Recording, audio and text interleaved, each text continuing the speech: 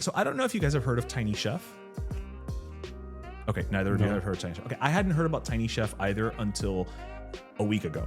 So it's this stop animation show on Nickelodeon, Nick Jr. for preschoolers or whatever. And it's he's a little tiny chef, and he's like a vegetarian, and he makes meals and whatever. And well, they canceled his show. And they posted this video on Instagram of the little chef getting a phone call from Nickelodeon and finding out that it's canceled. And after he starts like, but what about so-and-so? What about so-and-so? And then he just turns around and goes and sits on his bed and starts crying, like weeping. And it is so emotional. I mean, I start to think about how, in recent times we've seen things like, when like on Twitter, when Elmo was like, how's everybody doing?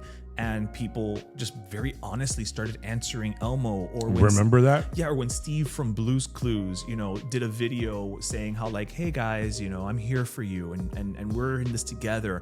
It's interesting to me as a society that we're in a place right now, and I don't know the psychological reason for it, where we are getting so much emotion as a society, and we're feeling so connected to these like things of childhood. That's why, as you said, like last year when the thing with Elmo happened, there was like this outpour of millions of people, myself included, to a posting of a Muppet. I think that it goes to what you and I have spoken about many times on the show, is that we're in a very sort of weird place right now, and social media can be so polarizing, and just media in general, and the amount of media that we receive is so toxic nowadays. If it was only about politics, fine.